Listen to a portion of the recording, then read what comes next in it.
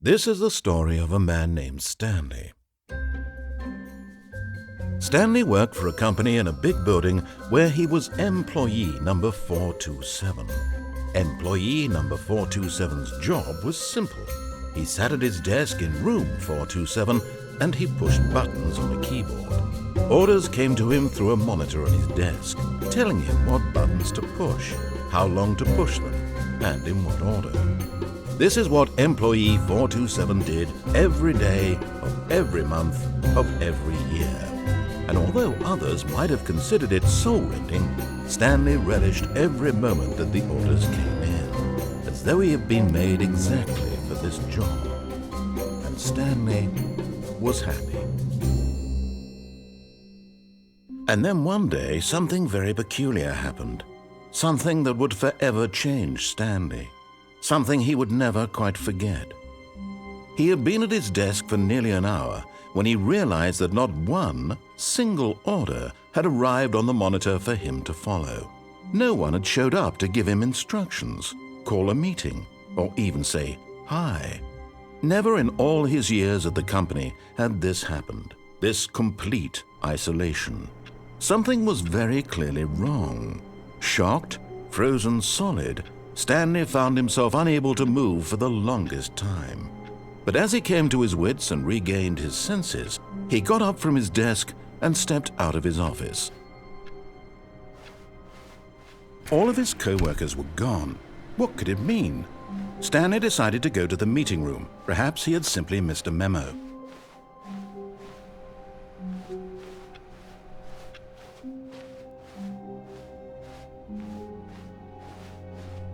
When Stanley came to a set of 2 open doors, he entered the door on his left.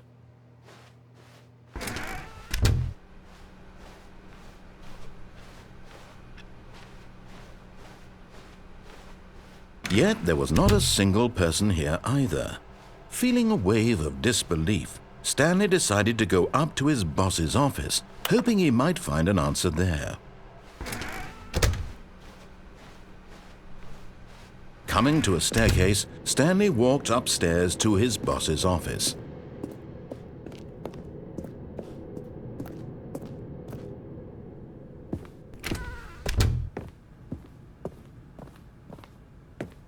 Stepping into his manager's office, Stanley was once again stunned to discover not an indication of any human life.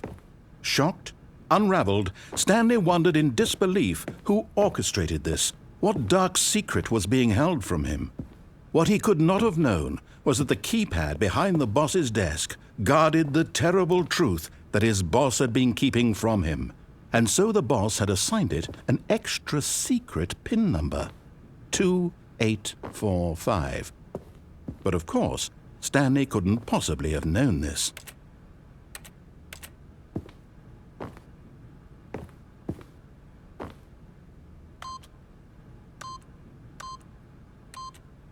Yet incredibly, by simply pushing random buttons on the keypad, Stanley happened to input the correct code by sheer luck. Amazing! He stepped into the newly opened passageway.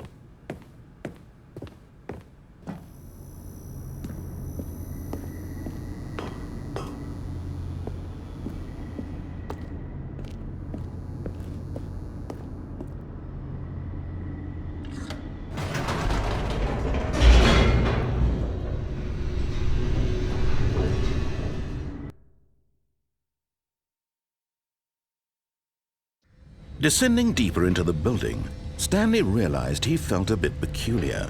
It was a stirring of emotion in his chest, as though he felt more free to think for himself, to question the nature of his job. Why did he feel this now, when for years it had never occurred to him? This question would not go unanswered for long.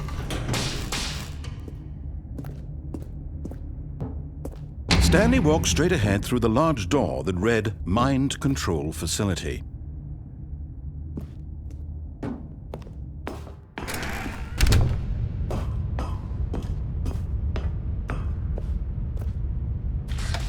The lights rose on an enormous room packed with television screens. What horrible secret did this place hold? Stanley thought to himself. Did he have the strength to find out?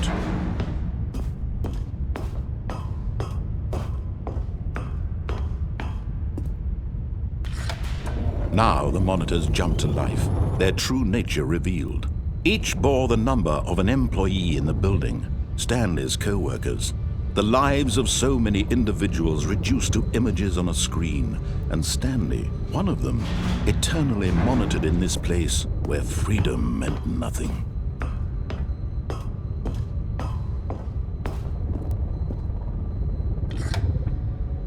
This mind control facility, it was too horrible to believe. It couldn't be true.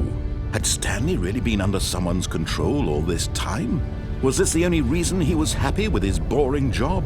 That his emotions had been manipulated to accept it blindly? No, he refused to believe it. He couldn't accept it. His own life in someone else's control? Never! It was unthinkable, wasn't it? Was it even possible?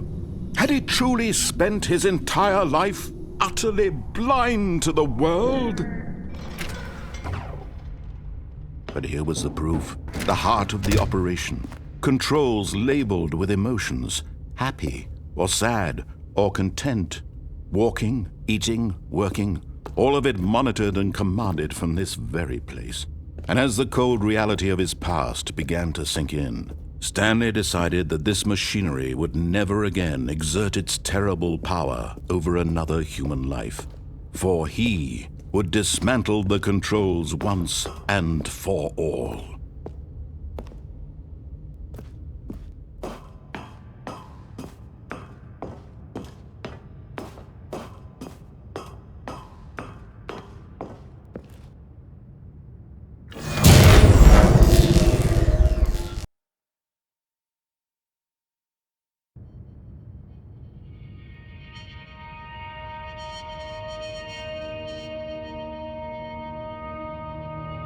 Blackness, and a rising chill of uncertainty. Was it over? Yes! He had won! He had defeated the machine, unshackled himself from someone else's command. Freedom was mere moments away. And yet, even as the immense door slowly opened, Stanley reflected on how many puzzles still lay unsolved. Where had his co-workers gone? How had he been freed from the machine's grasp? What other mysteries did this strange building hold? But as sunlight streamed into the chamber, he realized none of this mattered to him, for it was not knowledge or even power that he had been seeking, but happiness. Perhaps his goal had not been to understand, but to let go. No longer would anyone tell him where to go, what to do, or how to feel. Whatever life he lives, it will be his. And that was all he needed to know. It was perhaps the only thing worth knowing. Stanley stepped through the open door. Stanley felt the cool breeze upon his skin, the feeling of liberation, the immense possibility of the new path before him. This was exactly the way, right now, that things were meant to happen. And Stanley was happy.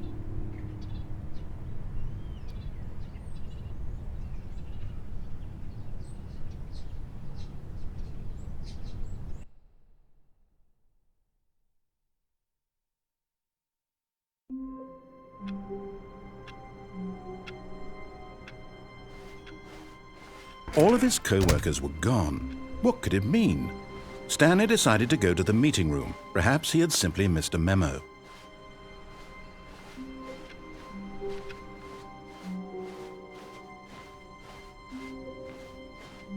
When Stanley came to a set of 2 open doors, he entered the door on his left.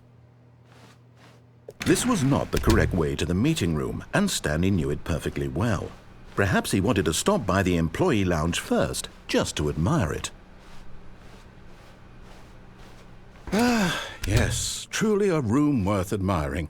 It had really been worth the detour after all, just to spend a few moments here in this immaculate, beautifully constructed room. Stanley simply stood here, drinking it all in.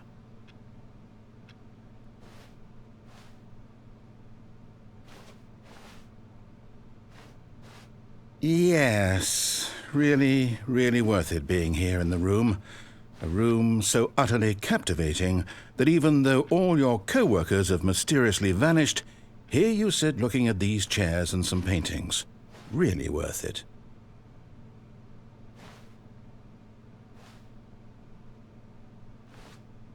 At this point, Stanley's obsession with this room bordered on creepy and reflected poorly on his overall personality. It's possible that this is why everyone left.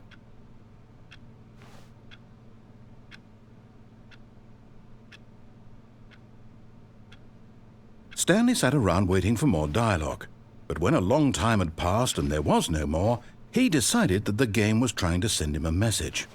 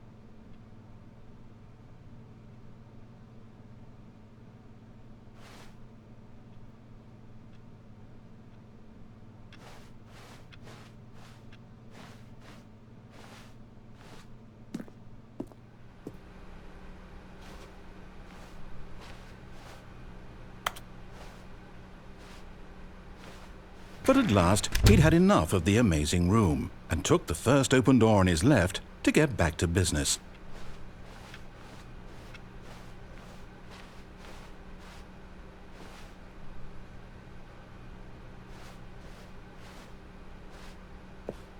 Stanley was so bad at following directions, it's incredible he wasn't fired years ago.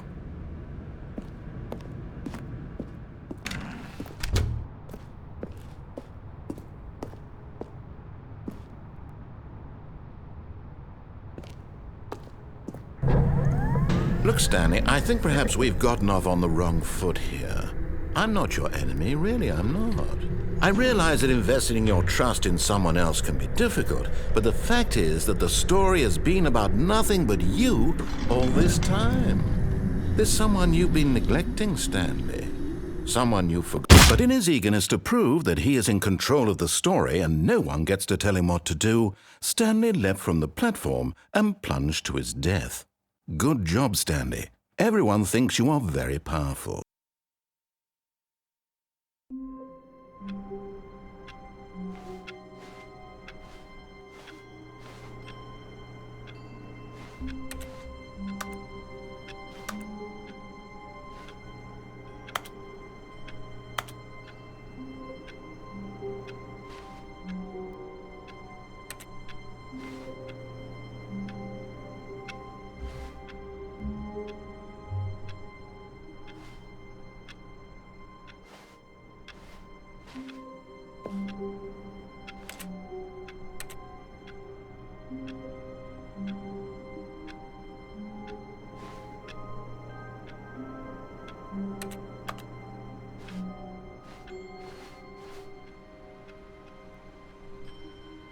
All of his co-workers were gone.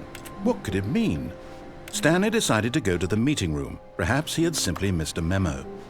No matter how hard Stanley looked, he couldn't find a trace of his co-workers.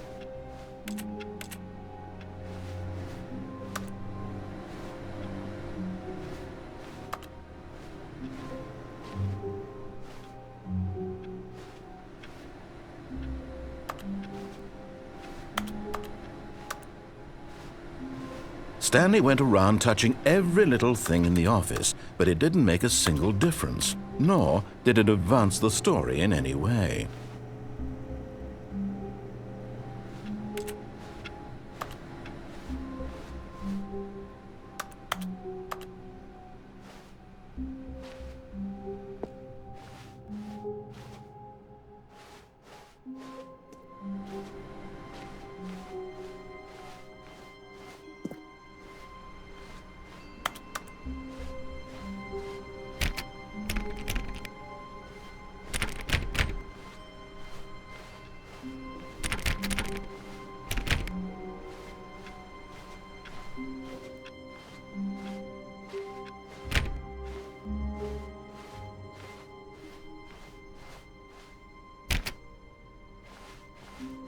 When Stanley came to a set of 2 open doors, he entered the door. This was not the correct way to the meeting room, and Stanley knew it perfectly well.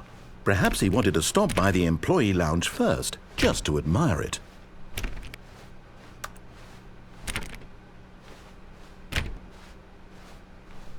Wow, yes, this room. But eager to get back to business, Stanley took the first open door on his left. Stanley was so bad at following directions, it's incredible he wasn't fired years ago.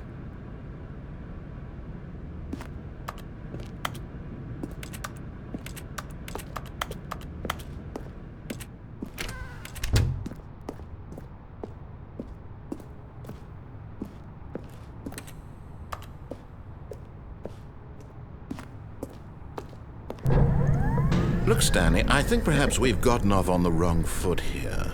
I'm not your enemy, really, I'm not. I realize that investing your trust in someone else can be difficult, but the fact is that the story has been about nothing but you all this time. There's someone you've been neglecting, Stanley. Someone you've forgotten about. Please, stop trying to make every decision by yourself.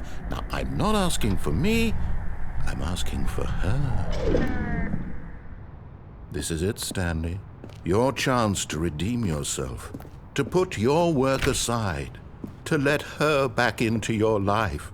She's been waiting.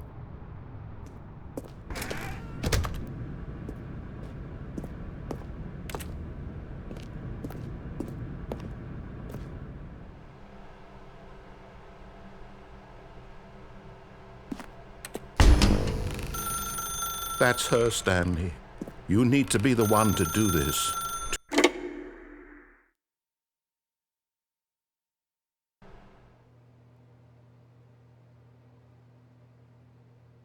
Oh, Stanley, is that you? Hold on, sweetie. Sorry to keep you waiting. I'm just pulling the bread out of the oven. All right. Okay, there we go. All right, now, I want you to come in and tell me all about your day. Gotcha! Oh, come on. Did you actually think you had a loving wife who'd want to commit their life to you? I'm trying to make a point here, Stanley. I'm trying to get you to see something. Come inside. Let me show you what's really going on here. This is a very sad story about the death of a man named Stanley.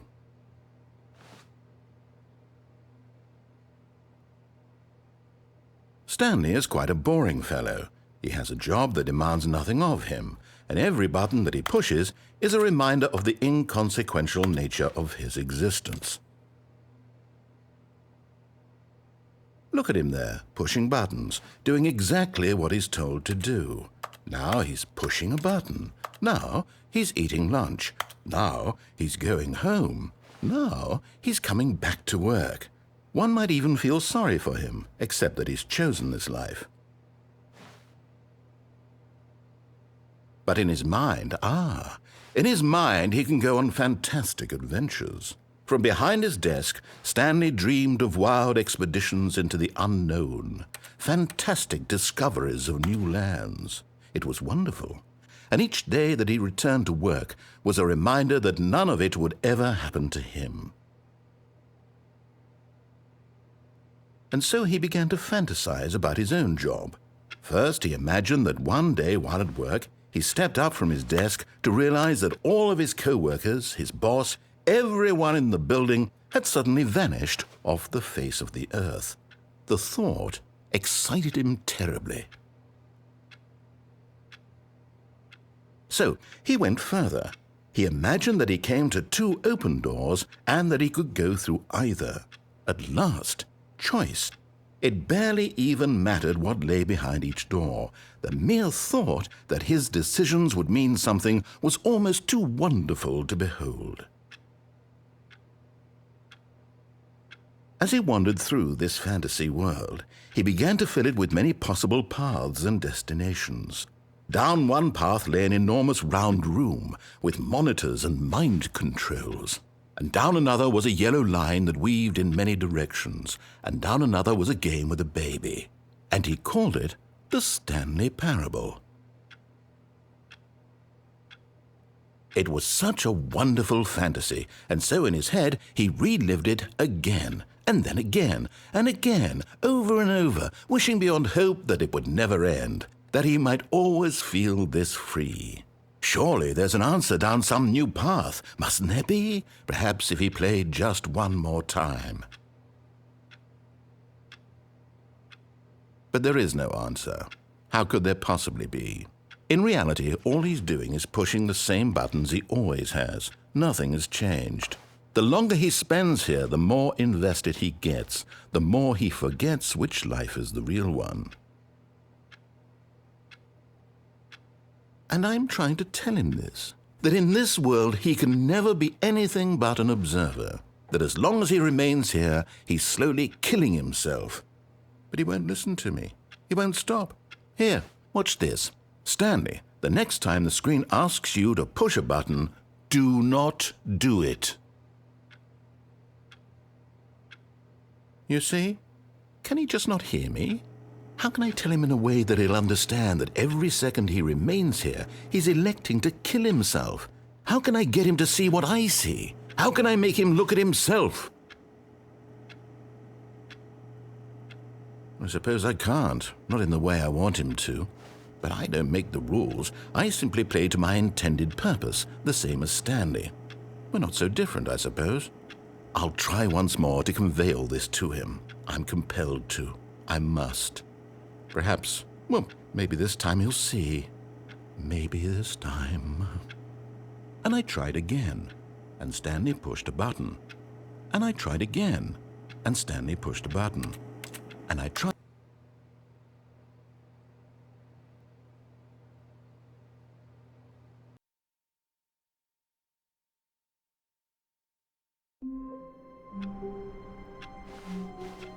All of his co-workers were gone. What could it mean? Stanley decided to go to the meeting room. Perhaps he had simply missed a memo.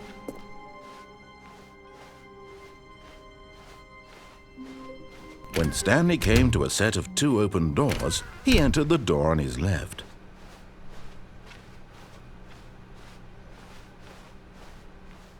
Yet there was not a single person here either. Feeling a wave of disbelief, Stanley decided to go up to his boss. Coming to a staircase, Stanley walked upstairs to his boss's office.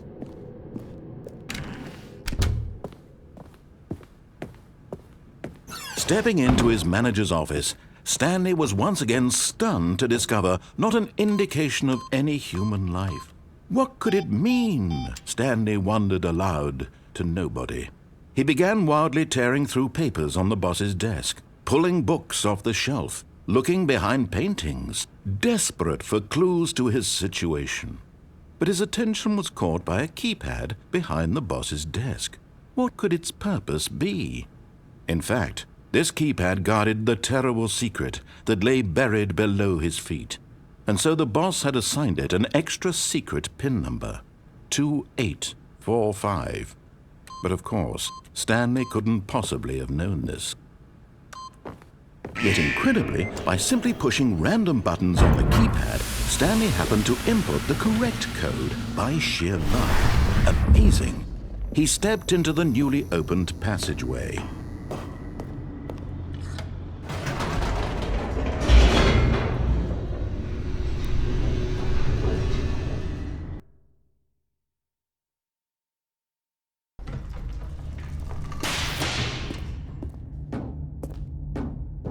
Stanley walked straight ahead through the large door that read Mind Control Facility.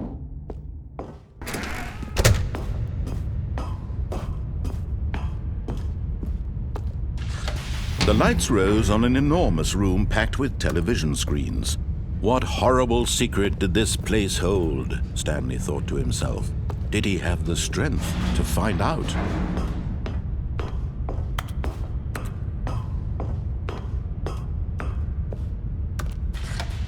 Now the monitors jumped to life, their true nature revealed.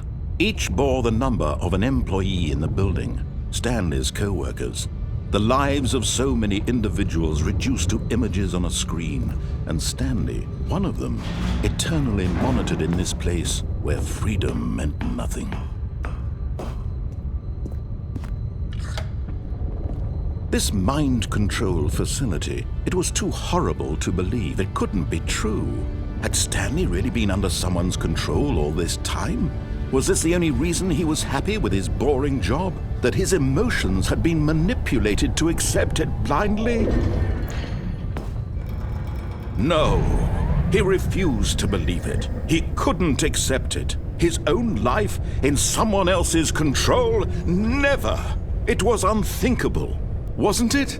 Was it even possible?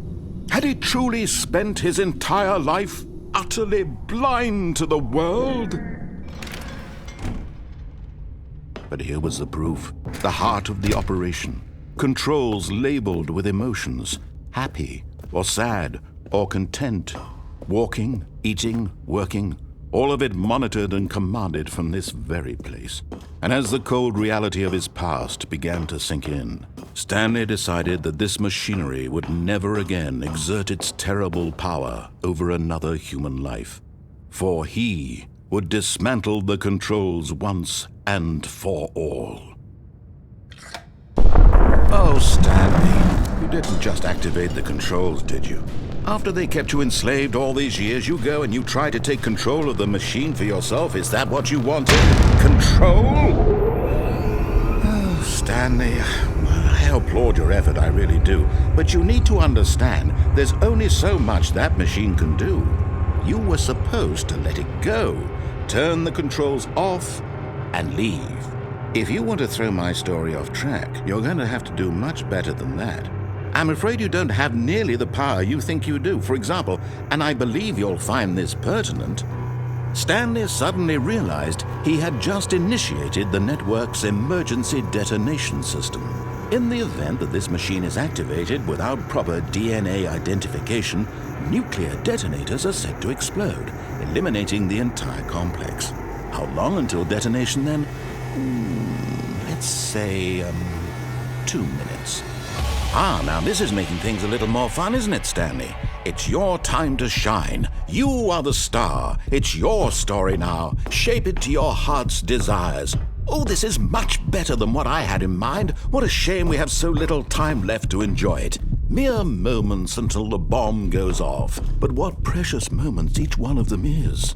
More time to talk about you, about me, where we're going, what all this means. I barely know where to start. What's that? You'd like to know where your co-workers are? A moment of solace before you're obliterated? All right, I'm in a good mood. You're going to die anyway. I'll tell you exactly what happened to them. I erased them. I turned off the machine. I set you free. Of course, that was merely in this instance of the story. Sometimes when I tell it, I simply let you sit there in your office forever, pushing buttons endlessly and then dying alone. Other times, I let the office sink into the ground, swallowing everyone inside, or I let it burn to a crisp. I have to say this, though, this version of events has been rather amusing. Watching you try to make sense of everything and take back the control wrested away from you, it's quite rich. I almost hate to see it go. But I'm sure whatever I come up with on the next go-around will be even better. My goodness, only 34 seconds left.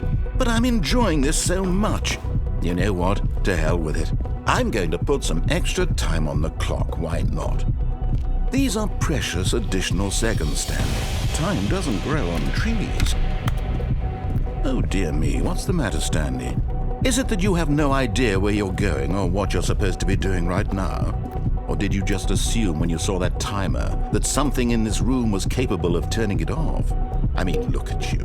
Running from button to button, screen to screen, clicking on every little thing in this room. These numbered buttons, no, these colored ones. Or maybe this big red button, or this door. Everything, anything, something here will save me. Why would you think that, Stanley? That this video game can be beaten? Won? Solved? Do you have any idea what your purpose in this place is? Stanley, you're in for quite a disappointment. But here's a spoiler for you. That timer isn't a catalyst to keep the action moving along. It's just seconds ticking away to your death. You're only still playing instead of watching a cutscene because I want to watch you for every moment that you're powerless. To see you made humble. This is not a challenge. It's a tragedy. You wanted to control this world, that's fine. But I'm going to destroy it first, so you can't. Take a look at the clock, Stanley. That's 30 seconds you have left to struggle. 30 seconds until a big boom and then nothing. No ending here, just you being blown to pieces. Will you cling desperately to your frail life, or will you let it go peacefully? Another choice. Make it count. Or don't. It's all the same to me, all a part of the joke. And believe me, I will be laughing at every second of your inevitable life from the moment we fade in until the moment I say, happily ever after.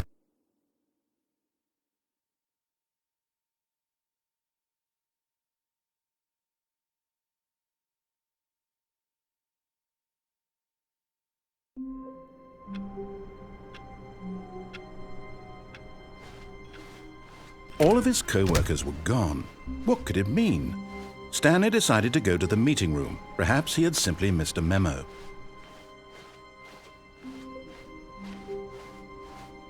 When Stanley came to a set of 2 open doors, this was not the correct way to the meeting room, and Stanley knew it perfectly well. Perhaps he wanted to stop by the employee lounge first, just to admire it. The lounge was sublime, a work of art. But eager to get back to business, Stanley took the first open door on his left. And so he detoured through the maintenance section, walked straight ahead to the opposite door, and got back on track.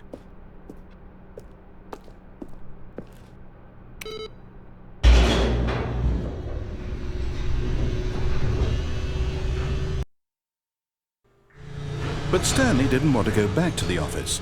He wanted to wander about and get even further off track. So now in order to get back, he needed to go,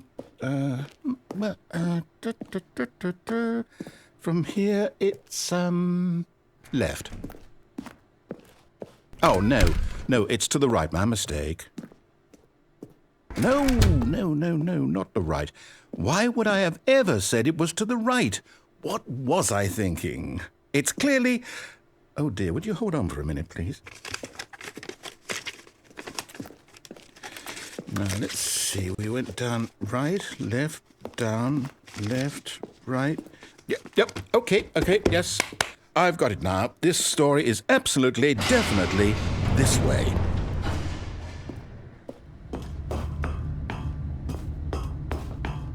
No. This isn't right at all. You're not supposed to be here yet. This is all a spoiler. Quick, Stanley, close your eyes. Okay. We just have to get back to, oh, who am I kidding? It's all rubbish now. The whole story completely unusable. How about, rather than waste my time trying to salvage this nonsense, we'll just restart the game from the beginning. And this time, suppose we don't wander so far off track, Okay, from the top.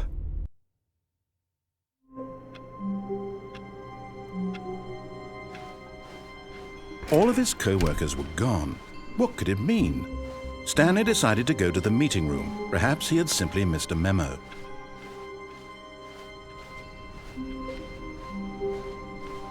When Stanley... Wait, what? No, I restarted. I swear I definitely restarted the game over, completely fresh. Everything should be... Oh, did something change? Stanley, did you change anything when we were back in that room with all the monitors? Did you move the story somewhere or... Hold on.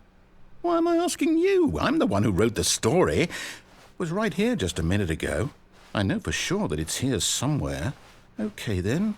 It's an adventure. Come, Stanley. Let's find the story.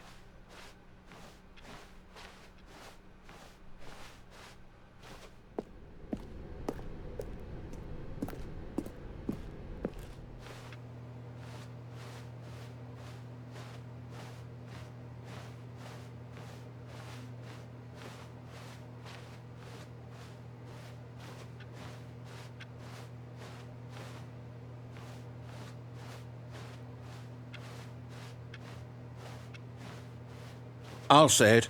This is the worst adventure I've ever been on. I can promise you there definitely was a story here before. Do we need to restart the game again? Well, I find it unlikely that we'll ever progress by starting over and over again, but it's got to be better than this. Okay, let's give it a shot. Why not?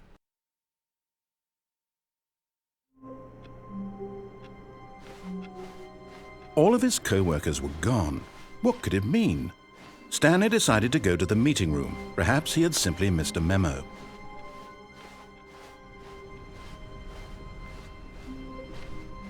Okay, yep, it's worse. I might be remembering this wrong. It's possible the story is back where we just came from. Why don't we go back the other direction and see if we missed anything?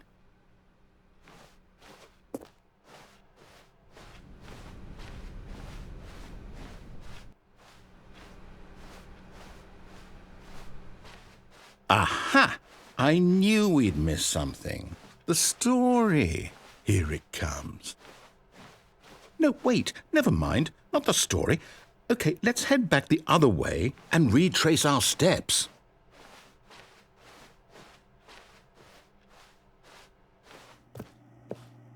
Now this...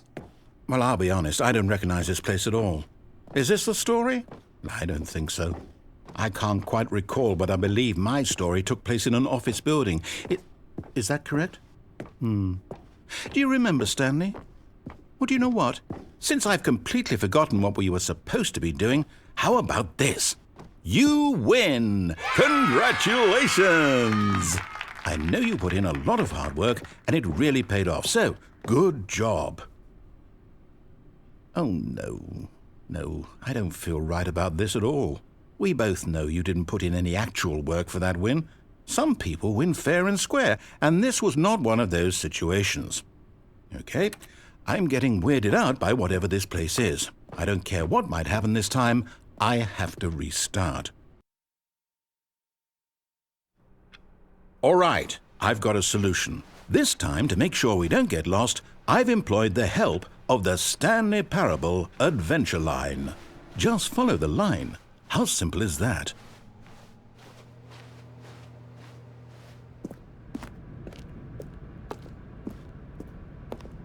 You see? The line knows where the story is. It's over in this direction. Onward, Stanley, to destiny. Though, here's a thought. Wouldn't wherever we end up be our destination, even if there's no story there? Or to put it another way, is the story of no destination still a story? Simply by the act of moving forward, are we implying a journey such that a destination is inevitably conjured into being via the very manifestation of the nature of life itself? Whoa. Hang on. That got a bit weird back there. Well, I'd like to apologize. Not sure where I was going with all that. You know what? I think what we need right now is a bit of music to lighten the mood.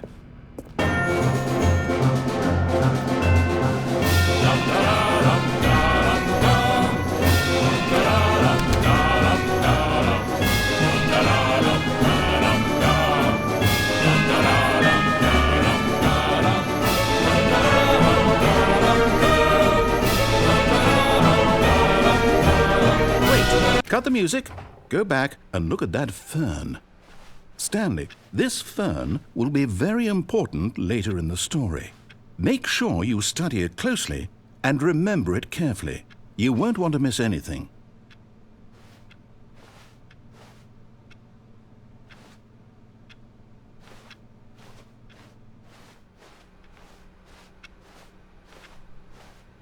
Wait, what?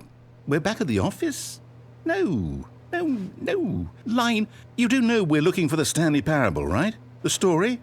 Is any of this ringing a bell?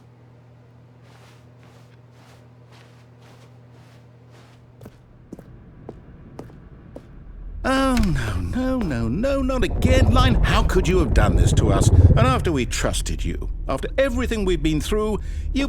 Oh, I can't take this anymore. To hell with it. Restart.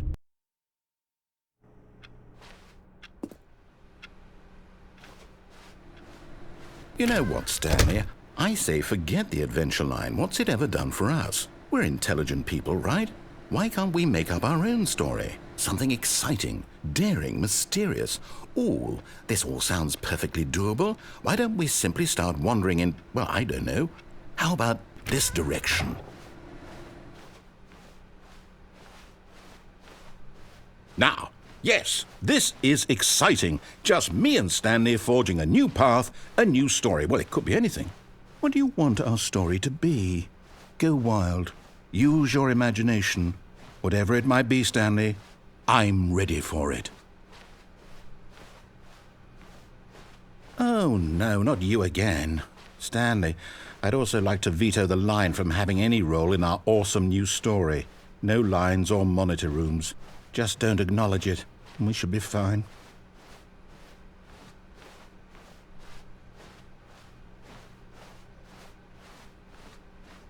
Ah, a choice. We get to make a decision. From here, the story is in our control. How important we mustn't squander the opportunity. In fact, I believe I need a minute to think here. Just walk in circles for a minute. Okay, so I know that each door has to lead somewhere, which means that somewhere at the place where we're trying to go, there must be a reverse door that leads here. And that in turn means that our destination corresponds with the counter-inverted reverse door's origin. So starting from the right, let us ask, will taking the right door lead us to where we're going? And since the answer is clearly yes, then by all accounts, the door on the right is the correct one. Another victory for logic. Come, Stanley, our destiny awaits. Oh, hold up, what's this? The confusion ending. You're telling me that's what this is? It's all one giant ending? And we're supposed to restart the game, what, eight times? That's really how all this goes? It's all determined? So now, according to the schedule, I restart again. Then what? Am I just supposed to forget? Well, what if I don't want to forget? My mind goes blank simply because it's written here on this thing, wall. Well, who consulted me? Why don't I get to decide? Why don't I get a say in all of this? Is it really? No, it can't be. I don't want it to be. I don't want the game to keep restarting. I don't want to forget what's going on. I don't want to be trapped like this. I won't restart the game. I won't do it. I won't do it. I won't do it. And the timer stopped? Does that mean, did we do it? Did we break the cycle? The, whatever it is that made this schedule? How would we even know? Will someone come for us? Will something happen? So, okay. I guess now we just wait, you know. I suppose in some way that this is a kind of story, wouldn't you agree? I'm not quite sure if we're in the destination or the journey, though they're always saying that life is about the journey and not the destination, so I hope that's where we are right now. We'll find out, won't we? Eventually. Well, in the meantime, if you...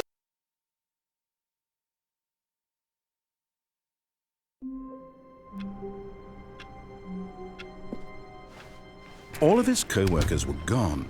What could it mean? Stanley decided to go to the meeting room. Perhaps he had simply missed a memo.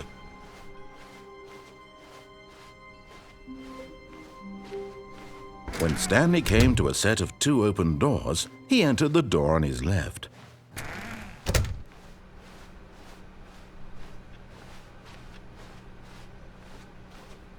Yet there was not a single person here either. Feeling a wave of disbelief, Stanley decided to go up to his boss's office. Coming to a staircase, Stanley walked upstairs to his boss's office.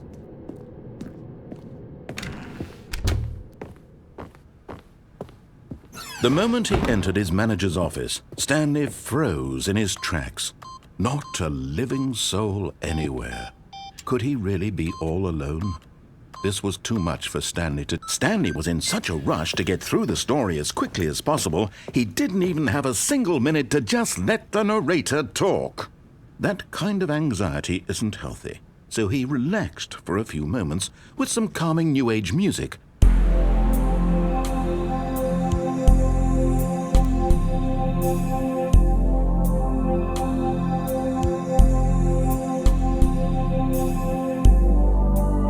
Feeling soothed and rejuvenated, Stanley calmly walked forward into the opened passageway.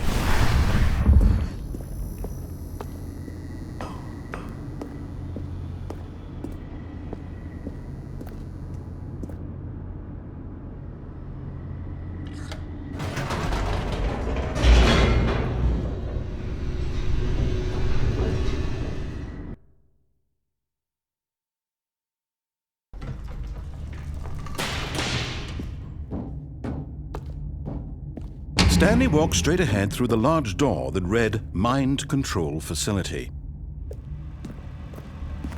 Although this passageway had the word Escape written on it, the truth was that at the end of this hall, Stanley would meet his violent death. The door behind him was not shut. Stanley still had every opportunity to turn around and get back on track. At this point, Stanley was making a conscious, concerted effort to walk forward and willingly confront his death.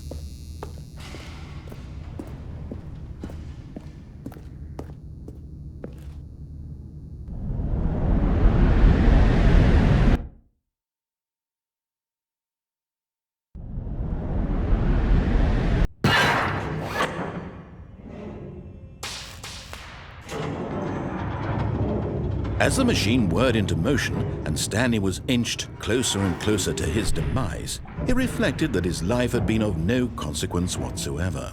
Stanley can't see the bigger picture.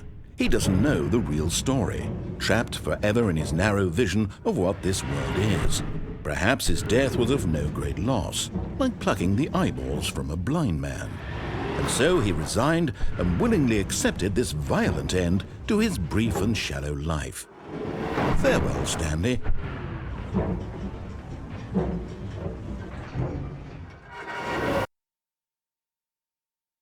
"Farewell, Stanley," cried the narrator, as Stanley was led helplessly into the enormous metal jaws. In a single visceral instant, Stanley was obliterated as the machine crushed every bone in his body, killing him instantly.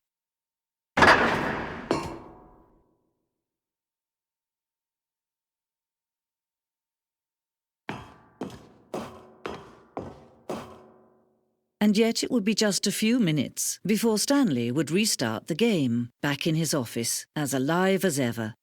What exactly did the narrator think he was going to accomplish?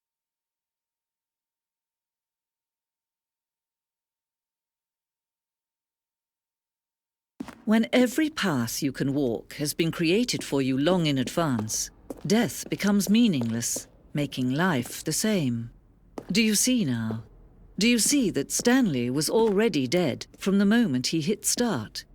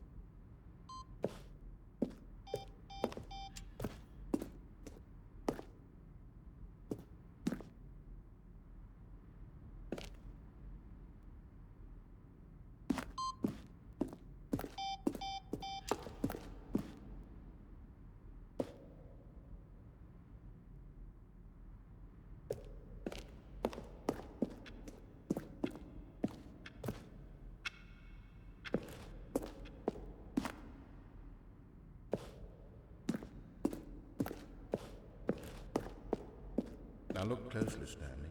See how it's impossible for the player to do anything in this room? Perfect example of poor level design, textbook mistake. It's the kind of thing you'd pick up on intuitively if you had even the most fundamental understanding of good and bad game design. But of course, you being you, you'll probably spend the next hour trying to solve it. Here, I'm just going to make this easy on you. Now then, this elevator for sure will get him right back on track to where he was supposed to be in the story. Stanley pushed the big red button.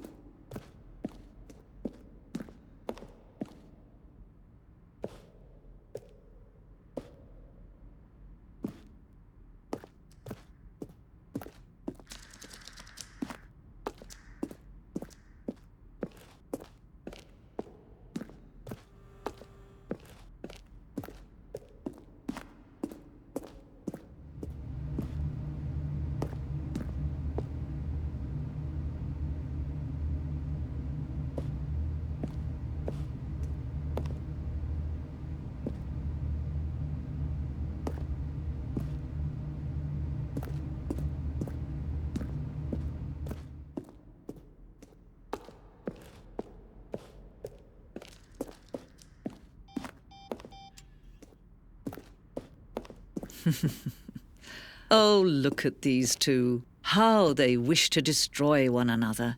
How they wish to control one another. How they both wish to be free.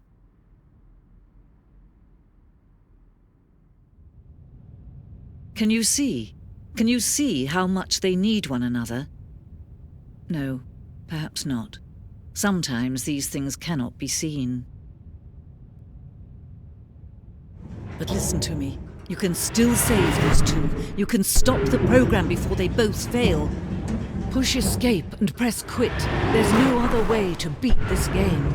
As long as you move forward, you'll be walking someone else's path. Stop now and it'll be your only true choice. Whatever you do, choose it. Don't let time choose for you. Don't let...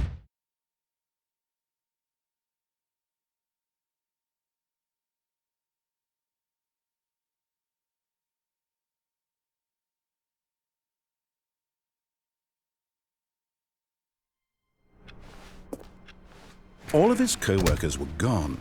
What could it mean? Stanley decided to go to the meeting room. Perhaps he had simply missed a memo. Oh, new content? What does that mean, new content?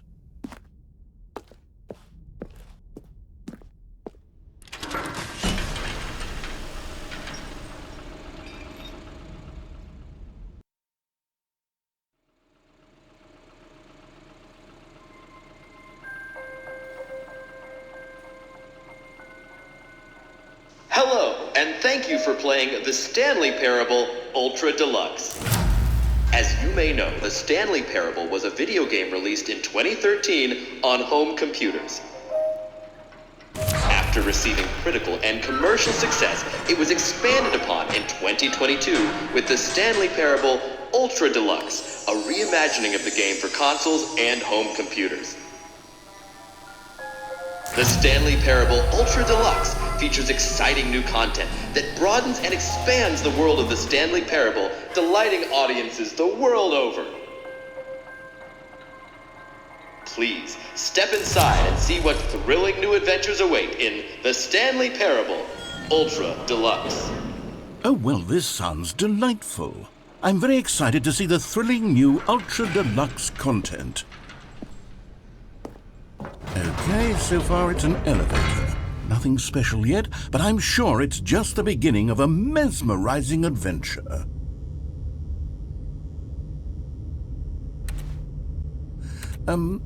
Is it broken? What's going on here? Should we be moving somewhere or... Oh, there we go. All right, finally, at long last, it's on to the new content. I've never been more ready. Let's do it.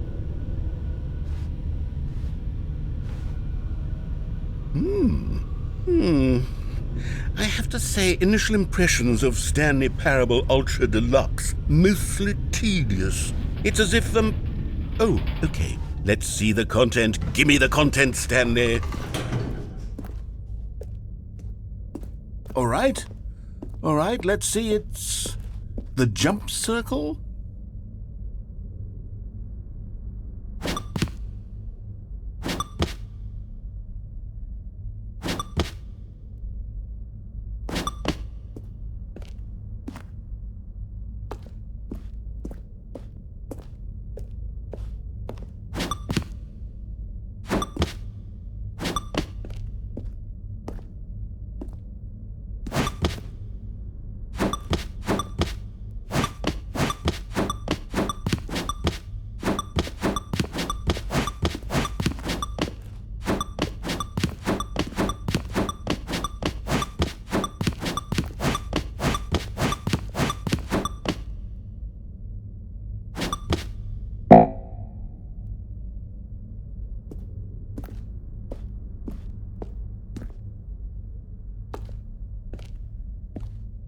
Is that it?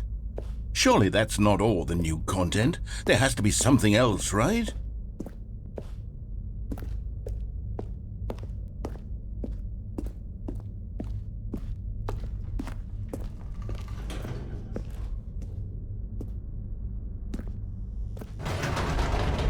Goodness, another elevator. Stanley, I have to say, initial impressions of this game are not positive. It's just elevators and jumping. Is this what passes for exciting new content? If this is new content, then I could just read you the whole dictionary. There's 20 hours of new content right there. Hell, I could count to 30 trillion. You could put that on the box. The Stanley Parable Ultra Deluxe, now with over 1,000 hours of new content. And oh, wait. There's more. Very good. Yes. I knew there had to be something else. Let's see it. I'm ready for whatever it is.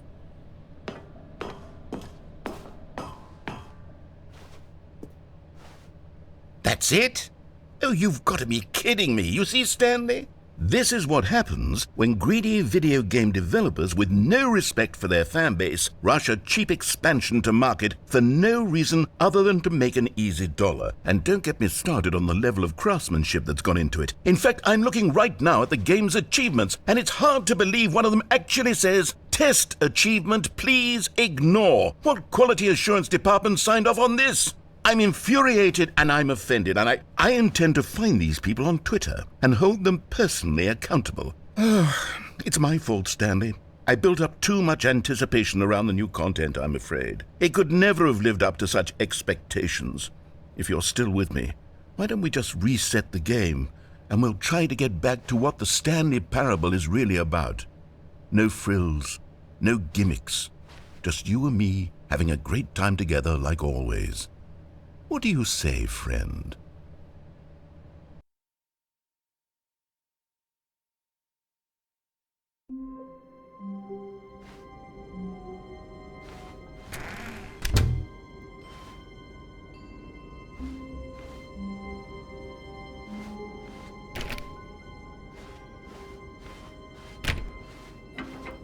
Psst! Stanley! Come over here! In the vent! I want to show you something.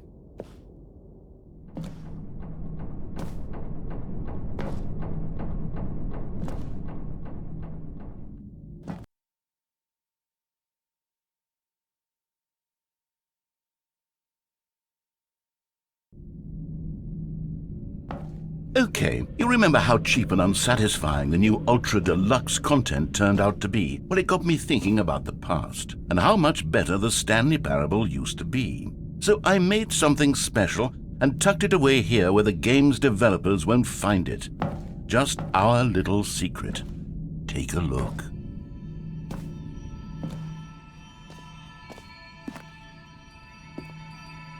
I call it the Memory Zone.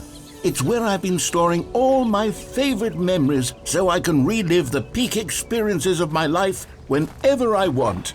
Experiences like the launch of the Stanley Parable on PC. You see, Stanley, doesn't the Memory Zone remind you of how wonderful Stanley Parable was before it was sullied with a cheap re-release? Remember back in October of 2013 when the game originally launched? Back then, video games had integrity. Back then, it all meant something. Oh, the waste.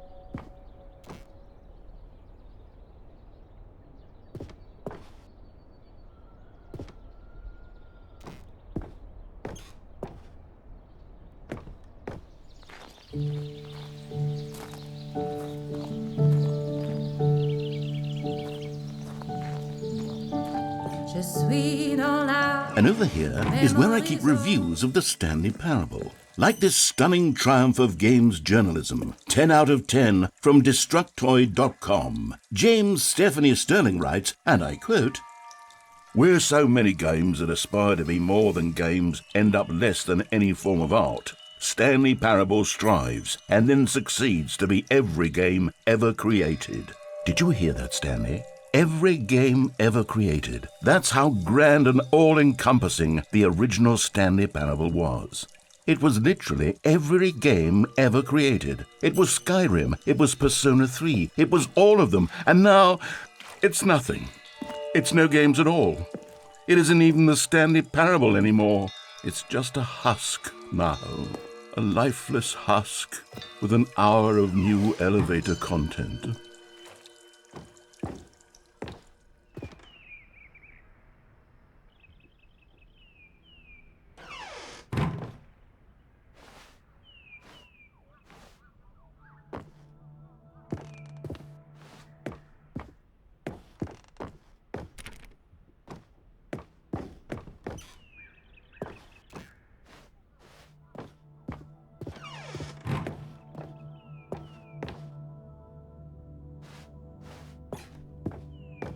Here's another moving passage, this time from GameSpot.com. The Stanley Parable is both a richly stimulating commentary on the nature of choice in games and one that offers some of the most enjoyable, surprising, and rewarding choices I've ever been confronted with in a game. 9 out of 10. Don't you get it, Stanley? The game was perfect. It didn't need anything else. It didn't need new content. It just needed to be left alone, to spend the rest of time collecting dust in the hallowed hall of beloved video game memories.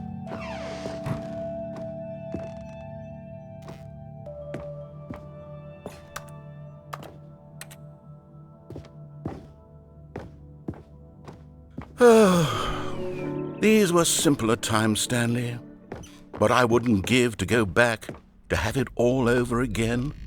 Wait, hang on. I don't recall this part of the Memory Zone before. What's this? What's down here? Oh no. Oh God, no. Stanley, it's a collection of reviews from Steam, the online video game distributor. I haven't looked at these in years. I can't even imagine what's been collecting down here. Surely these reviews were glowing as well, weren't they? Honestly, I could not be bothered to play this game to full completion. The narrator is obnoxious and unfunny, with his humor and dialogue proving to be more irritating than entertaining. Unfunny! I'm not trying to be funny. I'm trying to make a serious work of art. I suppose I could write up a handful of gags to insert into the Stanley Parable, but the game is already such a densely layered web of profound philosophical insights that I can't even imagine where I'd have the room to stick them.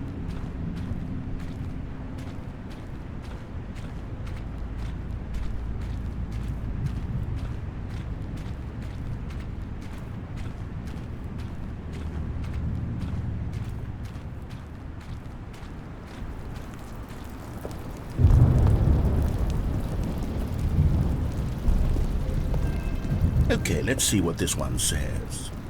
While the idea for the game is good, for someone who prefers non-linear games, this preachiness gets annoying fast. Preachy? Stanley? I'm not preachy, am I? You can tell me if I'm preachy. Honestly, you can. Oh, goodness. This is actually quite shocking for me. To be honest, I had always thought of the game's dialogue as being rather terse to begin with. You can't know how much fluff I cut from the game to get it to feel as light and airy as it... Well, I always thought it did, but maybe it wasn't. Oh dear, what an awful memory to have to hold on to. These black marks on my otherwise unimpeachable track record. I feel like a failure, like I let these people down. Perhaps the Stanley Parable isn't quite as sterling as I always remembered. What's this one got to say? You constantly have to stop doing anything so the narrator can catch up with his long-winded explanations of what's happening. I wish there was a skip button. A skip button? Well, yes. Yes, I think we can do that. If I'm truly too preachy, then maybe letting you skip ahead for just a moment, surely it couldn't hurt. Not if it means we can strike these negative reviews from the record. Only positive reviews of the Stanley Parable. That's my motto today, and it's always been my motto. I'd do anything for the customer, Stanley. Yes, a skip button we shall have. And here it is. Go ahead and give it a shot. I'll pop you forward in time so that the second my incessant droning starts to bore you, with just the push of a button, you'll have zipped right past it. It's what the players have been asking for, and I'm very proud to have delivered. No more listening to me rambling on and on and on. No. The Stanley Parable is a game for the people, and if the people want silence, then by goodness, that's what they're going to get.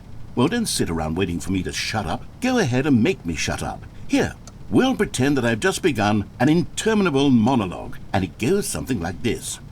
The story, and the choices, or what have you, and therefore, by becoming it is, so on and so forth, until inevitably, we all until the end of time, at which time everything all at once, so, now you see, blah blah blah blah blah blah blah blah blah blah blah blah blah blah blah. We've eaten too much and it can't be just yet, no, until 245. That the logic of elimination working backwards, the deduction therefore becomes impossible to manufacture. It went on for nearly 10,000 years, until just yesterday, here and there, forward and back, and never a moment before lunchtime. It can't be. It's the only thing there is. How many billions left until so much more than forever ago? Which is why I say... The story, and the choices, or what have you, and therefore, by becoming it is, so on and so forth, until inevitably, we all until the end of time, at which time everything all at once, so, now you see, blah blah blah blah blah blah blah blah blah blah blah blah blah blah. We've eaten too much and it can't be just yet, no, until 245. That the logic of elimination working backwards, the deduction therefore becomes impossible to manufacture. It went on for nearly 10,000 years, until just yesterday, here and there, forward and back, and never a moment before lunchtime. It can't be. It's the only thing there is. How many billions left until so much more than forever ago? Which is why I say... The story, and the choices, or what have you, and therefore, by becoming it is, so on and so forth, until inevitably, we all until the end of time, at which time everything all at once, so, now you see, blah blah blah blah blah blah blah blah. Oh, you're back, you see. You were only frozen in time for a few minutes, but it was plenty of time for me to deliver a long, rambling monologue full of unnecessary verbal flourishes and lengthy ruminations on the nature of choice in video games. Of course, I happen to believe it was perhaps one of my more profound such ruminations. Not that, of course, you need a description of it, but if I had to describe it, I'd say it was perhaps less of a rumination and more of a treatise. Or maybe a manifesto. Look, I'll outline it for you very briefly, and you can tell me what you think. Okay, so my theory is that any choice you've ever made is simply a series of choices made by the person who you are, or were, or will be at the time of having made said choice. That is to say, if by articulating a choice you've already made, you bring that choice into being, then by making no choice and saying nothing, are you not simply erecting in the sanctuary of time a monument to every person you've ever been, making every choice to which you've ever given your great gift of mortal and yet timeless thought? Or rather, do all of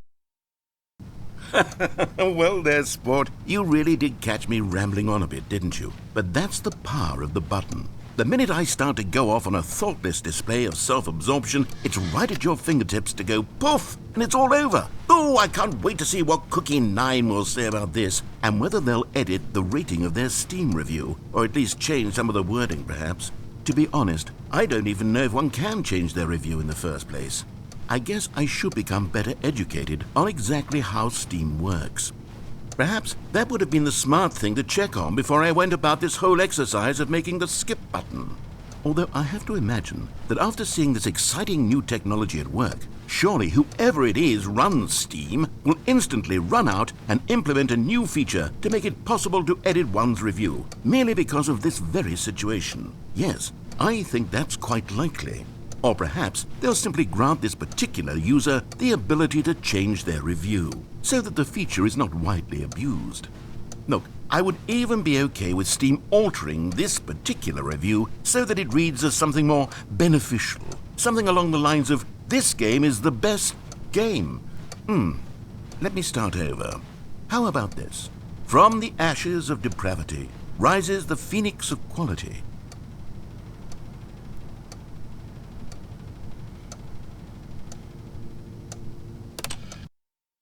Okay, welcome back, Stanley. Now, I should say that the amount of time the button has been skipping through is becoming longer and longer. That last one was, well, I want to say maybe 30, 45 minutes? It's not unendurable by any means, but well, there's really only so much I can ramble on to myself about. I know, it's shocking, isn't it? But at any rate, I do suggest that we not press the button again. I think the skip button has been aptly demonstrated, and we can say goodbye to it and just... Wait. How do we get out of here? Where did the door go? Wasn't there a door that led into this room? I do feel quite certain that there was one here before. How else would we have gotten into the room in the first place? I don't think one can enter a room without a door of some sort, or a window or something like that. Do you see a window anywhere? A porthole? A sufficiently large crack in the wall? I'll take any of these. All I want is for us to move on and to please step away from the skip button, to go anywhere other than the skip button. There was a door here before, wasn't there? Stanley, please don't push the button again. It's been 12 hours. You've just been frozen there. I don't know why the skips are getting longer, but they're really, truly getting longer, and my God, there's no way out of the room. Stanley, the door is gone. It's completely gone. I've looked at it from every angle. I've checked every one of those walls 1,000 times. And there's no door, Stanley. There's no door. There's just you and the button, and if you keep pressing it, I have no idea what will happen. I have no idea how long I'll be made to sit here. And more than anything else, I don't know how to stop you from pressing the button again. I can't control anything in this room, Stanley. I can't touch it. And I have to believe, I have to know that sooner or later, no matter how much I plead with you, you're going to press the button again. Why would you? I've been thinking and I don't know what I can do to convince you otherwise. Oh my God. And it's all because of those reviews that I couldn't get out of my head. I just couldn't ignore the negative feedback. Why was it so important for me to fix the problem? Why did Cookie 9's opinion matter so much to me? I've never even met Cookie 9. I have no idea who they are. What would it ever really matter? But here I am. I'm fixating on every tiny negative thing that anyone ever says about me. The merest mention of one of my imperfections, and I become as impetulant as a child, wild and impulsive. Oh, Stanley, You're back. You're back. Oh, my goodness. I have someone to talk to again. Stanley, I think it's been a week. Or 2 weeks. I've been sitting here all that time. Just sitting here. Not a single person to speak with. And you'd think that that's just how it's always been, right? Me talking and you saying nothing. Would you think that it's exactly the same as always? Doesn't that feel like what we've already been doing? Me just talking? But it isn't, Stanley. It isn't the same at all. It isn't even close. Because I know you can't hear me once you push that button. That's what I'm realizing now, Stanley. I'm realizing that I needed to know that someone was listening. I needed there to be a vessel through which my words were moving. It was the vessel I needed, Stanley. Not the outcomes, not the story. None of that matters anymore. I'll give it all up. I'll give up every branching path. I'll burn my story to the ground. One single thing I need, and God, I can see now that I need it more than anything, is to know that someone else is taking it in. These words that I'm saying, I need to know you can hear me. Because maybe, Stanley, maybe, if you can hear me, then maybe it means I'm real. Maybe I'm not just a fiction. Was I scared of that all along? Perhaps. Yeah. Oh, hello. It's you. You're here again. Welcome. I have had time to think about you and about us and about everything we've been through. I've had so much time, I stopped keeping track after a year. Have you ever sat down in one place and not moved for one entire year? Let me describe it for you. To begin with, there is only regret. There is only the turning wheel of missed opportunities. I felt nothing at all but regret for the longest time, Stanley. Days, months. I lost it all in a blur of the deepest longing to undo the past. And when that feeling had begun to subside, what took its place is what I can only describe as the collapse of every moment I have ever experienced my entire life. All of them collapsed down into a single instant. In that instant, I could see myself clearly, calmly, with a collected heart. It was an impossibly rich wellspring of both delight and disgust.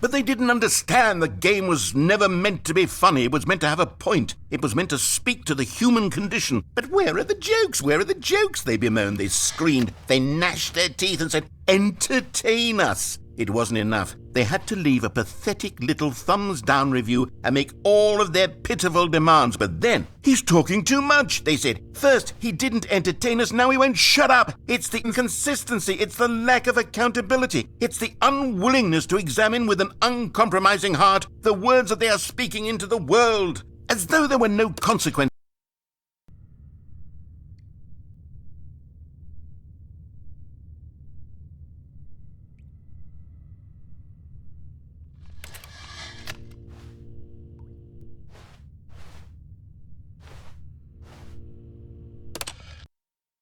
The end is never the end, is never the end, is never the end, is never the end, is never the end, is never the end, is never the end, is never the end, is never the end, is never the end, is never the end, is never the end, is never the end, is never the end, is never the end, is never the end, is never the end, is never the end, is never.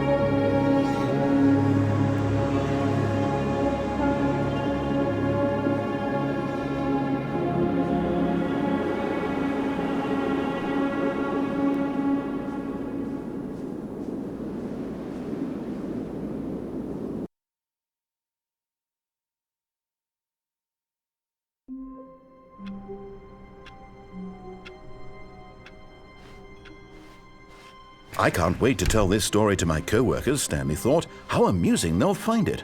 Oh, won't we all just laugh and laugh at the time I thought everyone had gone missing. Oh, good. You notice my sign. Yes, I have something very exciting to show you.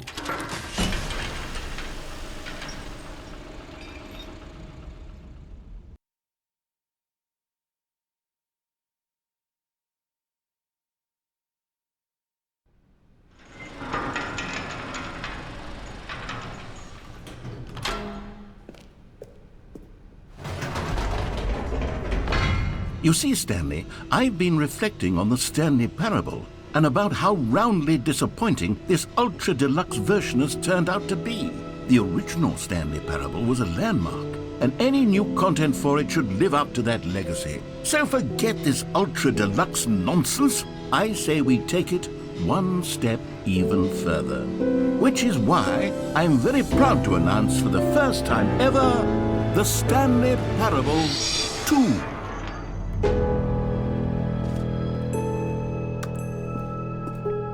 Yes, you see, isn't this far superior to a measly re-release with a few minor additions? Think of all the new territory we'll cover with a fully fledged sequel. An entirely new experience, built from the ground up. Why, there are so many possibilities. It could go in so many different directions. This is what fans have truly been asking for.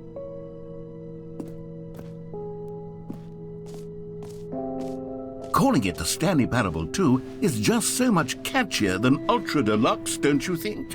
Ultra Deluxe? What does it even mean? But the Stanley Parable 2, now that's an artistic statement right there. It's future-oriented. It screams progress and innovation and long-term franchising potential. Now, to be clear, I haven't quite nailed down what exactly the Stanley Parable 2 is going to be, but let's take a look at some of the features I've been developing for it. I figure that if I can loosely organize a handful of interesting concepts, that surely the game will sort of naturally spring up around them. It'll all work itself out. Game development is much more of a fuzzy magic than anything scientific or logical, really. Here we are. Go on, try out some of the new features.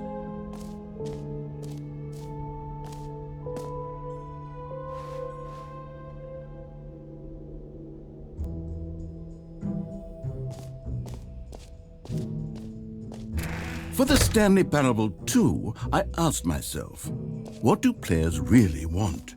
And of course, the first and most obvious answer is that they want to be individually recognized and validated as people. So with that in mind, my first addition to the game is this button which speaks the name of the person playing the game. Isn't that wonderful? Jim. Sorry, I should have clarified. Right now, the button only says the name Jim. But of course, in the final game, this button will say your name, whatever name that is. Here, let's have you role-play as Jim to really simulate the full experience of this feature. Just play along. I promise you'll love it. Okay, here we go. Let's take a deep breath, clear your mind, forget whoever you are, and simply become a person named Jim. I want you to imagine yourself living as Jim, sleeping and waking as Jim, falling in love and being heartbroken as Jim, seizing all of the world's possibilities as Jim, and as Jim watching your dreams crumble into dust. Do you feel it deeply? Are you really, truly Jim right now? If so, then please step forward and press the button. Jim. Yes! You see? What a thrill! What a rush! That was you! The button described you. Do it again. Do it again. Jim. Ooh, it hits even harder the second time. If this were the only new feature in the Stanley Parable 2, it would still be worth the money. Let's take a break from the Jim button. I'm too emotionally drained from all of this personal validation. Jim. Whoa there, cowboy. Sometimes a person can be too much Jim. I'm putting the Jim button away. Otherwise, soon you'll start to lose all sense of who you actually are. Jim. Jim.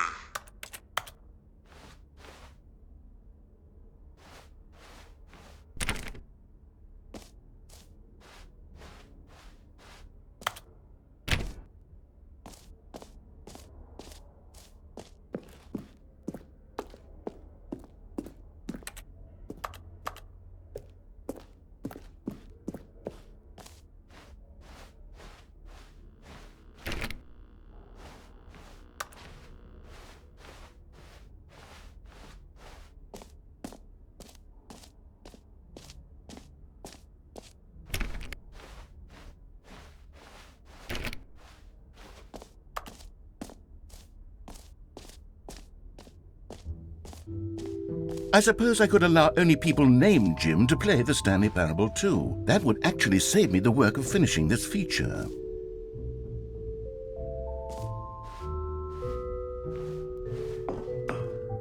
An epilogue would be fun, wouldn't it, Stanley? Yes, it would go at the end of the, well, we'll figure that out later.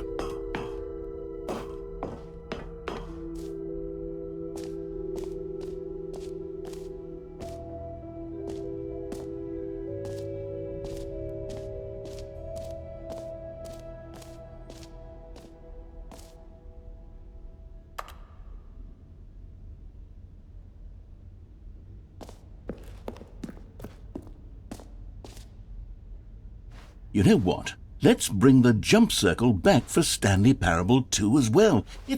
Oh, wait. You already spent all your jumps the first time we saw the jump circle? Oh well. I suppose it can just be a nice decorative piece then.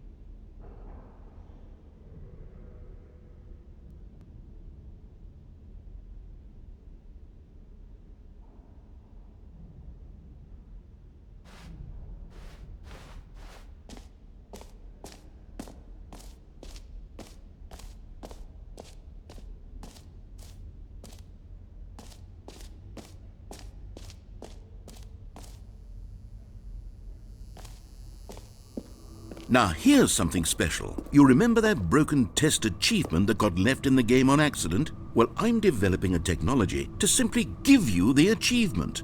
Yes, you see, you'll come to this lever, and when you pull it, the achievement will be given to you. It's as simple as that.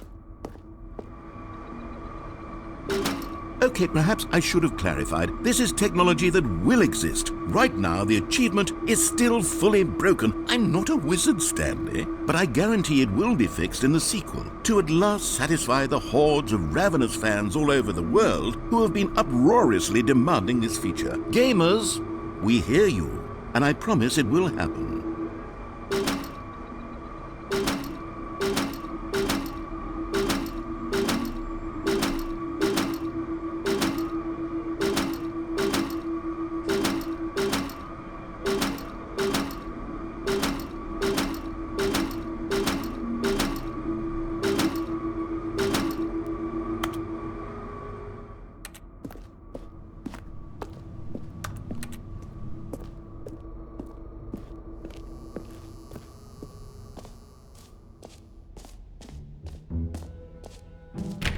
What else? What other exhibits haven't we seen yet?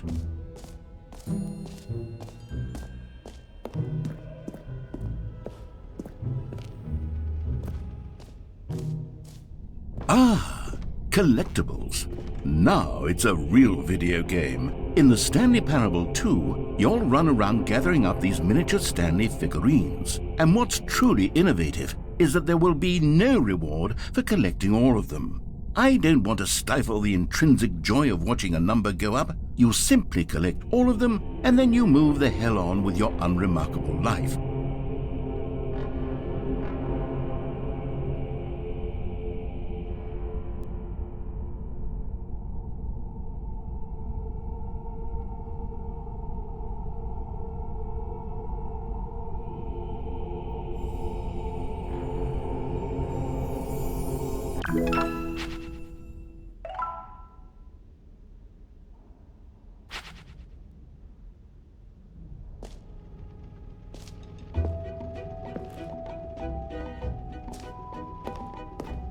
God, it really is the worst when you collect everything in a video game and then they give you a big fancy reward for it. Absolutely tragic.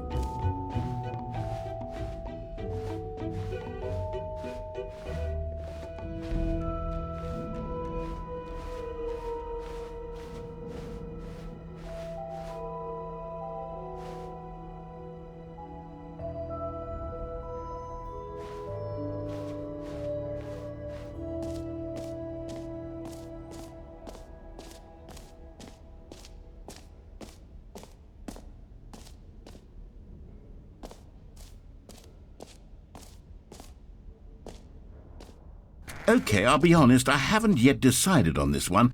I think that in the new version, the office could use a bit of decoration, like balloons. But I'm undecided on Get Well Someday and Happy 12th Birthday. Which would you go with?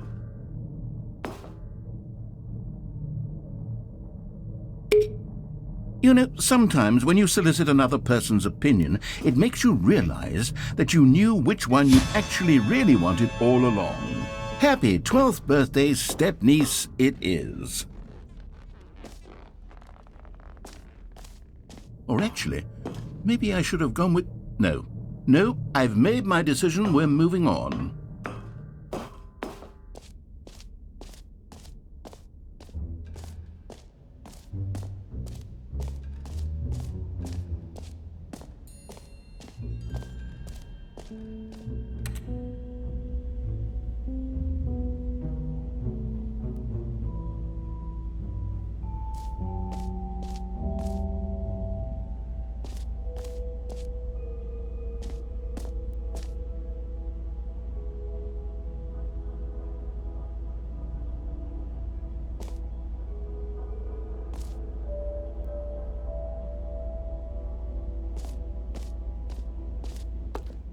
Stanley, here's an idea that I'm truly fond of. It's never been done before in a video game. This is, in fact, a hole that you can fall down forever. That's right, infinite falling. You can fall until the end of time, if you like. A stunning leap forward for video games as a medium.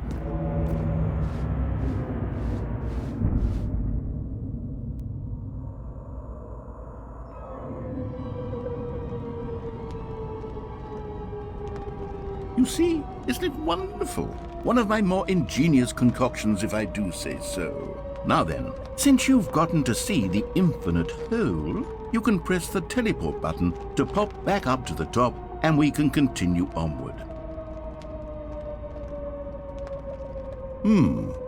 Now, I don't mean to be a bummer, but I do recommend you use the teleport button to go back to the top.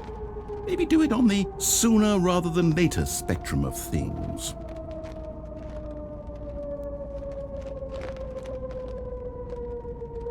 Okay, Stanley, I don't know quite how to say this tactfully, but it's possible that I slightly exaggerated the infinite nature of the hole. Is it a very, very deep hole? To be certain it is. It's an extremely deep hole. I don't want anyone to say that it isn't an astonishingly deep hole. It is. Is it infinite? Well, that sort of depends on your definition of infinity. From one perspective, the infinite is merely philosophical in nature. It's more of a... Okay, well, good for you. You found the bottom of the hole. You found me out, Stanley. I'm a liar and a cheat, and you're so clever. Look, I think the issue here is just that you're unusually fascinated by falling. What normal person actually wants to fall infinitely? I figured the hole was as deep as anyone would actually need. Don't you put this on me. Maybe you're the problem. Look, things got a little heated there. I think we both said some things we didn't mean. Why don't we just put all this behind us and agree to just call the hole mostly infinite? If that works for you, then go ahead and press the teleport button to warp up to the top of the hole and we can move on. I'll just be up here when you're ready.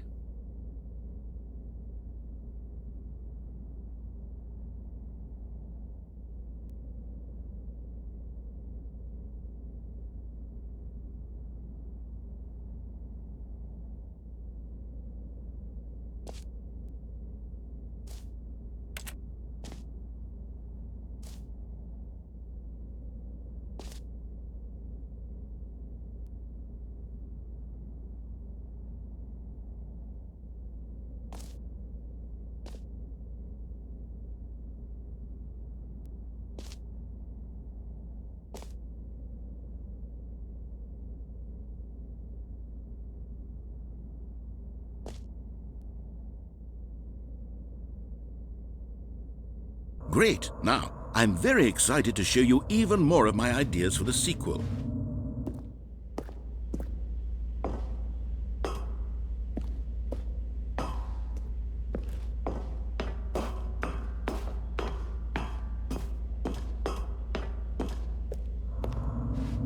Oh, for heaven... You see, I was right. The problem is you. The problem is that you like holes too much. Not normal. A normal person would have said, yep, that's an infinite hole right there, goes on forever till the end of time. Don't need to see it all, but not you. Oh, no, no, no, no. You have a weird sort of... Oh.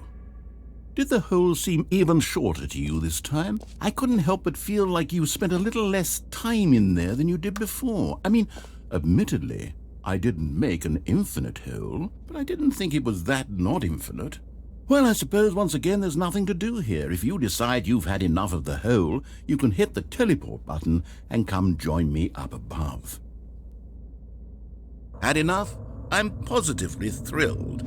I really do have so much more to show you and to talk about, and I've had enough of the hole for a lifetime.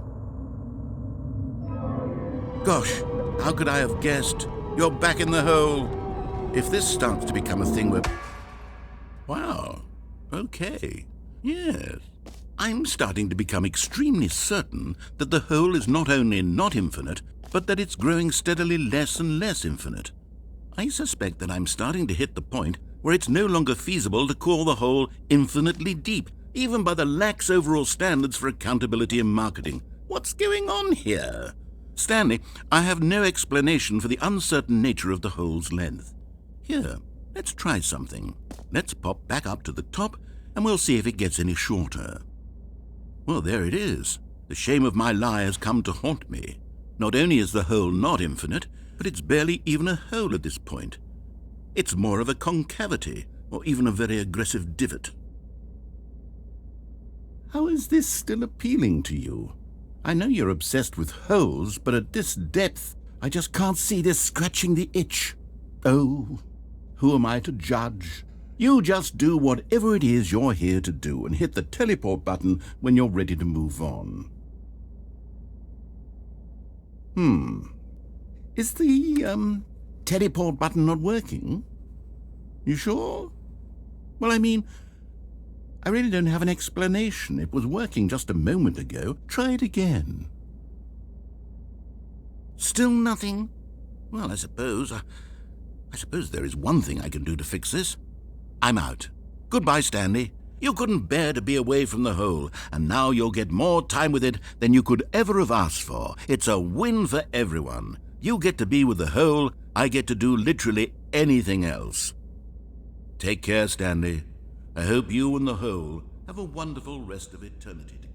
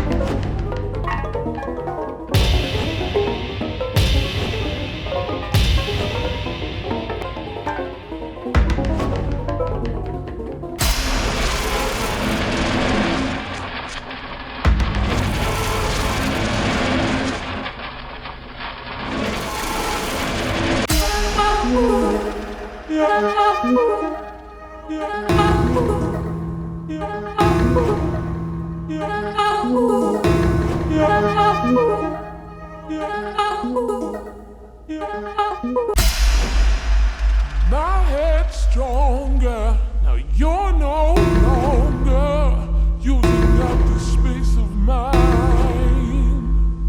My head's stronger. Now you're no longer using up the space of mine.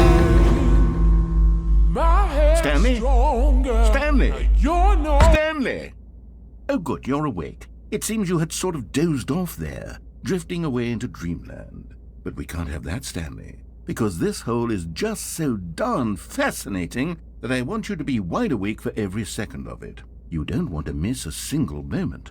So how about if I just pop in from time to time and wake you up to keep you really, truly focused on the hole? From the looks of things, you and I will have many, many years here in this hole, and I'm looking forward to all of them. Stay alert, Stanley. I'll be back. Toodle-pip.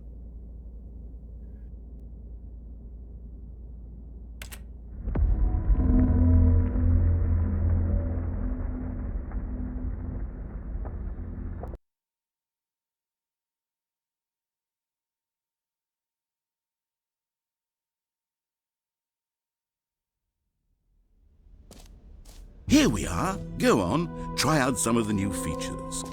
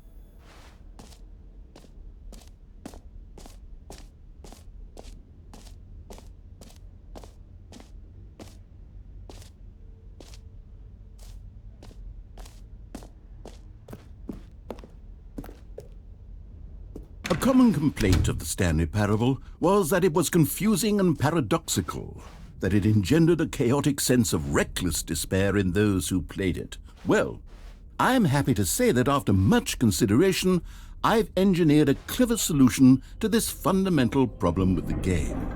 It's the Stanley Parable Reassurance Bucket. You see, Stanley, anytime you're holding the bucket, a sense of calm and ease will fill your mind and your heart. It's true. As long as you hold on to the bucket, the many disorienting contradictions of the Stanley Parable will feel perfectly normal and perhaps even comforting. You may even come to long for the gentle embrace of jarring cognitive dissonance while the bucket is in your arms. And to be honest, it's a much more convenient solution for me than actually redesigning the game to be less uncomfortable. Can you imagine what a pain in the ass that would be? Yes, the bucket is the perfect solution. Come on, give it a try.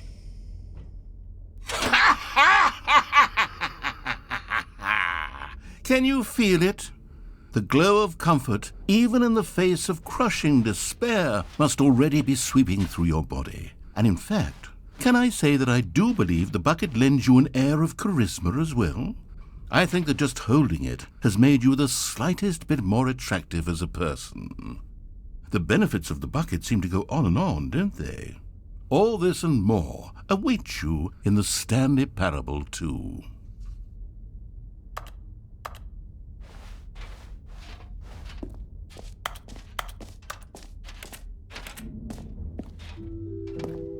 Does anyone give out awards for most enjoyable bucket in a video game? That really should be an award if it isn't already.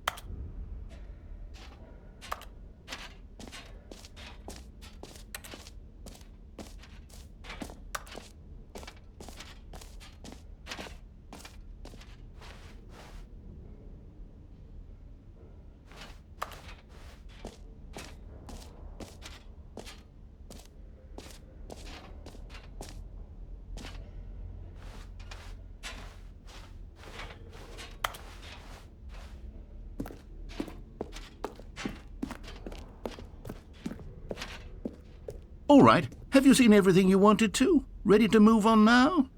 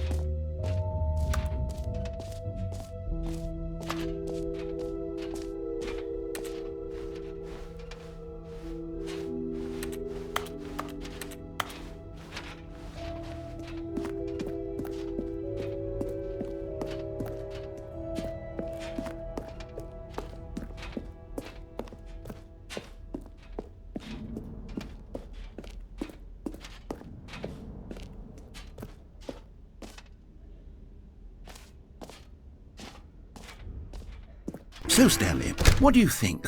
Do you like all of the new features? Yes, I know it's not exactly clear yet how exactly these features will come together as one single coherent video game, but I can feel it in my soul. It's going to work. There's definitely a good game in there somewhere. Say, let's do an experiment. I'll arrange these new features together, and we'll see whether or not it coheres into a meaningful gameplay experience. Okay, are you ready? Here it is. I give you the Stanley Parable 2.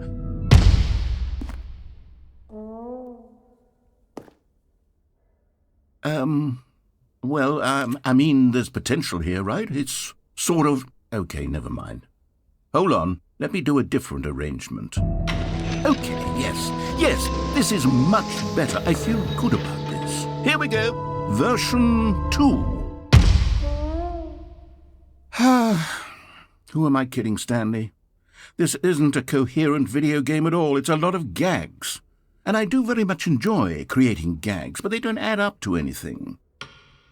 I wanted more than anything to create a sequel that would capture all the magic of the first game. I wanted fans to love it. No matter how good these gags are, they won't stand on their own. They would need the structure and the gameplay of the original. Wait, maybe that's it. I can take the original Stanley Parable and simply, insert a few of my new features into it. Tastefully, of course. With respect. With care for the vision and integrity of the original game. Would it possibly work? I suppose it could. But it would need a really, really tremendous title screen. A title screen that says with bold and uncompromising conviction, "This is the Stanley Parable 2. Let me see if I can whip something up. All right, perfect. Go ahead. Take a look.